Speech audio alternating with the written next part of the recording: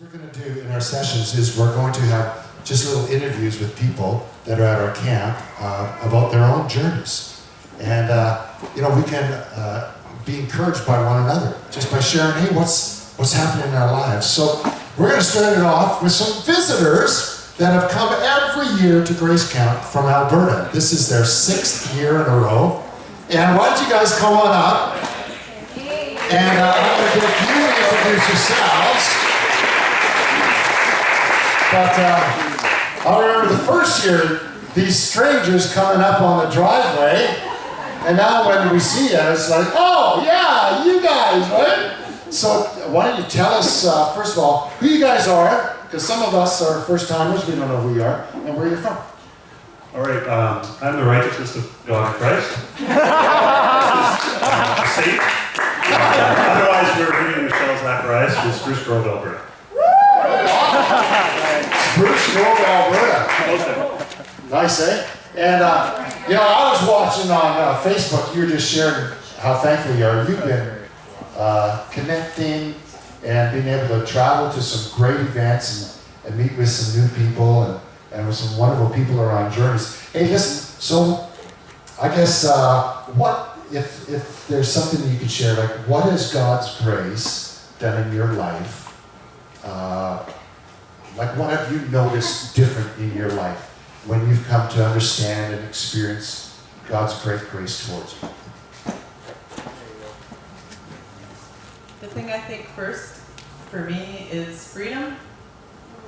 Freedom from obligation to act a certain way or say certain things or try to project a certain image or something like that to please God. Just pleasing Him because we're His kids. He's pleased with His kids, and apart from anything that they do or don't do, that's.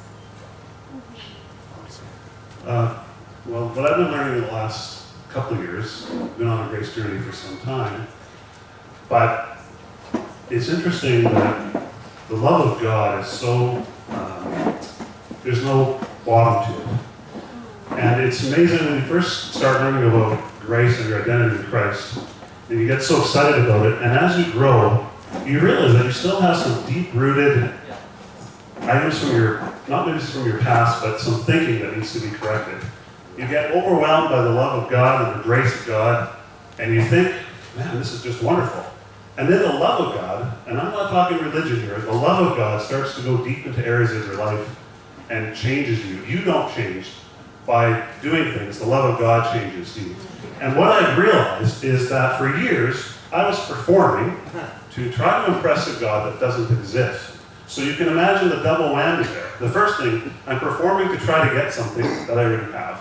But I'm trying to get it from someone that doesn't even exist. So in the last couple of years, I realized that my perception of God was wrong. Even understanding grace, I still had some skewed views of who God was. And in the last few years, He has changed my mind about my perception of Him. And I've realized that the God that I believed in, that I had to perform for, He doesn't exist. So I'm happy to say that I'm an atheist. In that religious view of God.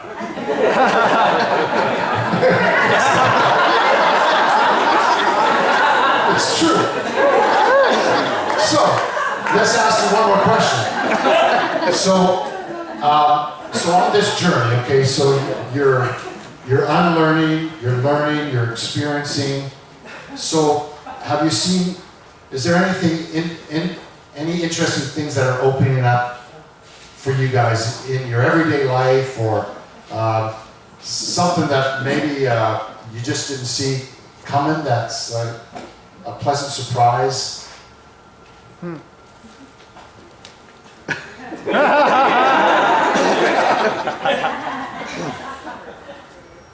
I think realizing that we're made for love. Yes. And when the Trinity decided to expand the love circle and share the love and make humanity and made us all for love.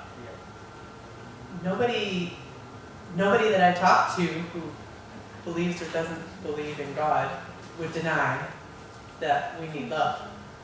And that's something that I have been thinking about, to connect with people who are outside of my normal everyday realm or of believers, or are in my everyday realm of life and may not be believers, that I want to share love like that with them.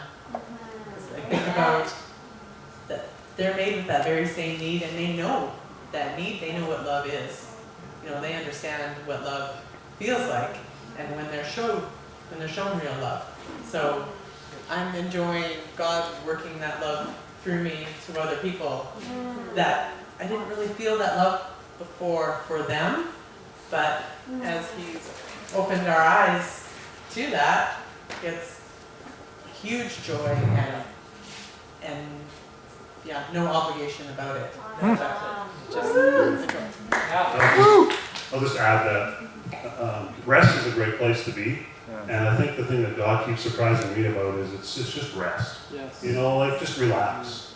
And if you're understanding grace and you don't think you all get it yet, and you have all these questions about the love and grace of God, it's not about you. We can just rest. And I think every day I'm just surprised by the things that I'm unlearning. And I don't even recognize who I once was, Art. I just don't.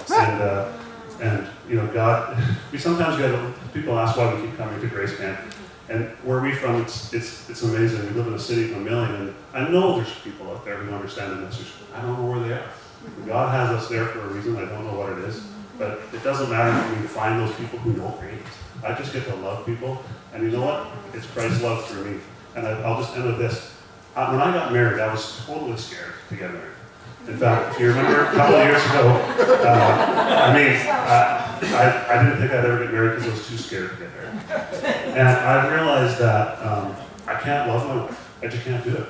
And she can't love me, but Christ in us can. And that extends to everybody. So just rest and let Christ do it. And you are one with Him, He is one with you, and you are one together. And just go on the journey and see where it goes. Thanks, sir. Awesome.